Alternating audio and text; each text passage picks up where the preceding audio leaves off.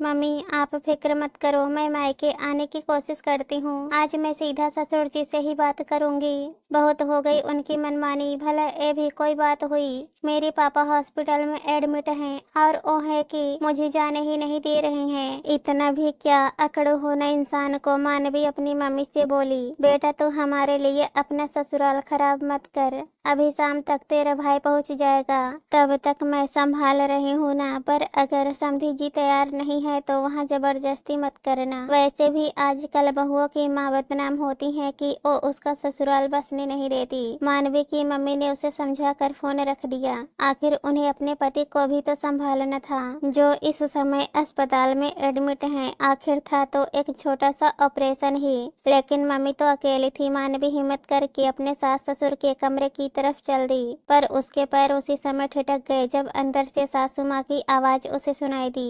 वो ससुर जी को समझा रही थी और ससुर जी चुपचाप सासू माँ की बातें सुन रहे थे। यह सुनकर उसे बहुत हैरानी हुई। भला ससुर जी को भी कोई समझा सकता था? उसे तो बिल्कुल यकीन ही नहीं हो रहा था। अब तक तो मानवी के सामने उसके ससुर जी की इमेज यही थी कि वो बहुत ही अक्कड़ स्वभाव के व्यक्ति हैं, जो अपने आगे किसी की सुनते नहीं। अगर किसी चीज को ना कह दे तो हाँ करवाना बहुत मुश्किल ही नहीं बल्कि नामुमकिन है। इस घर में ससुर जी का ही सिक्का बोलता है, पर आज पता चला कि सिक्का ससुर जी का नहीं सासू माँ का चलता है। ससुर जी तो बेचारे कुछ बोलते ही नहीं है, बल्कि सासू माँ उनसे बुलवाती हैं। सासू माँ जैसे चाबी भरती हैं और उन्हीं की जबान बोलते हैं। कितनी अच्छी इमेज बनी हुई थी मानवी के सामने उसकी सास की। माँ जी बहुत ही शांत स्वभाव की है, ज्यादा कुछ कहती नहीं है, पर आज उस इमेज के टुकड़े टुकड़े हो गए। भला कोई इंसान ऐसे दो चेहरों के साथ कैसे जी सकता है? बोलना है तो खुद सामने बोलो, किसी और के कंधे पर बंदूक रखकर चलाना तो गलत बात है। खैर मानवी को इस घर में आए हुए अभी 1 साल ही तो हुआ था, जब उसकी शादी इस घर के बड़े बेटे विनय के साथ हुई थी। घर में सास ससुर रामलाल जी और मंजरी जी, एक देवर अमर और एक ननद मीरा थी। पति विनय की जॉब बाहर थी, इसलिए वो बाहर रहता था। महीने में 1 बार आता था, वो भी 2 दिन के लिए। मानवी यहाँ अपने सास ससुर के साथ रहती थी, क्योंकि ससुर जी ने शादी के बाद उसे जाने ही नहीं दिया।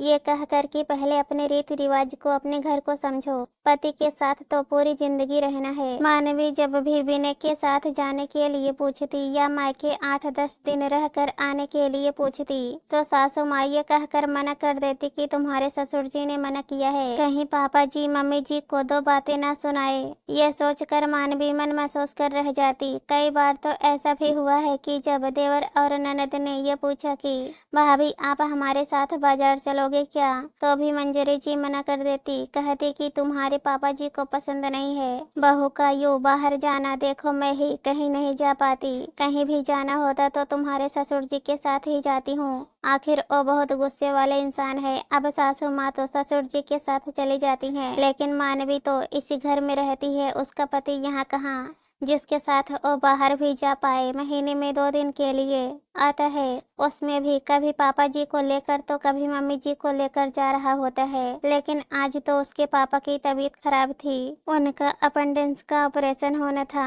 भैया भी घर पर नहीं था, बाहर गया हुआ था, उसे भी शाम तक ही पहुंचना था। मानवी ने मंजरी जी से पूछा तो मंजरी जी ने कहा, मैं तुम्हारे पापा जी से पूछ कर बताती हूँ, तब तक तुम नाश्ते की तैयारी कर लो, कहकर सासू माँ कमरे में चली गई। नाश्ता बनते बनते सासू माँ कमरे से बाहर निकल कर आई।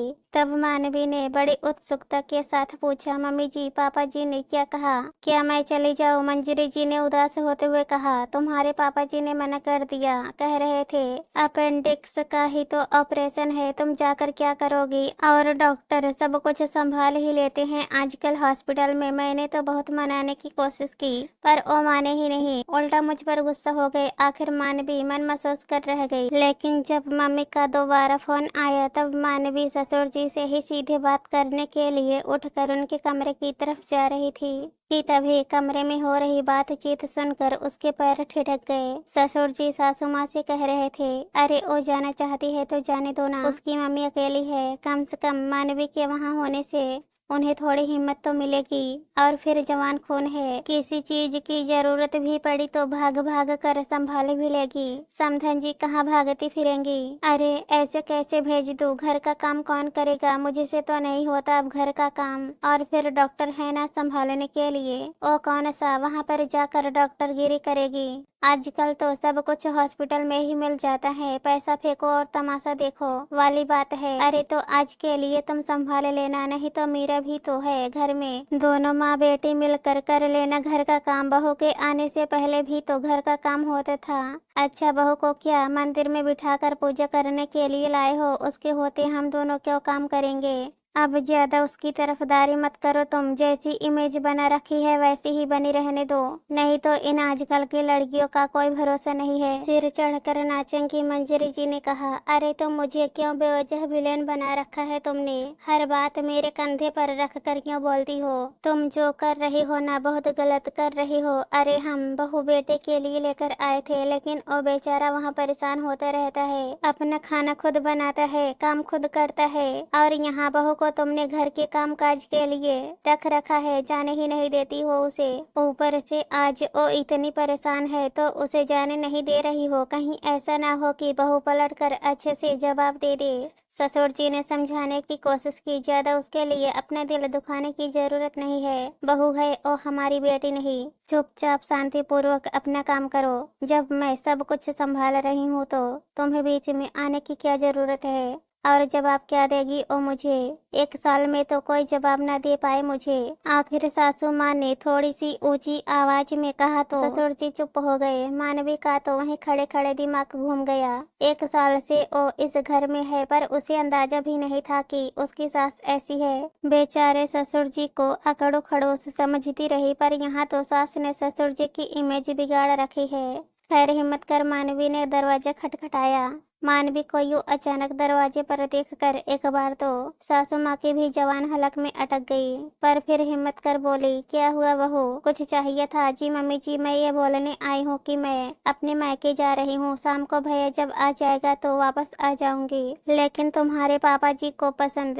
मानवी ने एकदम से अपनी सासू माँ की तरफ देखा, बोलते बोलते सासू माँ चुप हो गई। मानवी सीधे ससुर जी से बोली, पापा जी मैं अपने मायके जा रही हूँ, मम्मी अकेली वहाँ परेशान हो रही है, अगर आप चलते तो अच्छा होता, पापा को भी आपको देखकर हिम्मत मिल जाती। मानवी ने कहा तो ससुर जी ने सासू माँ की तरफ देखा। सासू माँ से कुछ कहते नहीं बना तो मानवी चुपचाप अपने कमरे में गई और तैयार होकर बाहर आ गई। उसने दोबारा ससुर जी से पूछा, पापा जी आप चल रहे हैं, तो ससुर जी उसके साथ ही रवाना हो गए। पर इस वाक्य के बाद मानवी कुछ दिनों बाद ही अपने पति के साथ रवाना हो गई, लेकिन सासू माँ ने रोकने की पूरी कोशिश की थी, पर इस बार तो मानवी जान चुकी थी कि मना कौन कर रहा है, इसलिए सीधे ससुर जी से ही पूछने में उसने अपनी भलाई समझी, और ससुर जी के हाँ करते ही सासू माँ कुछ कह ही नहीं पाई।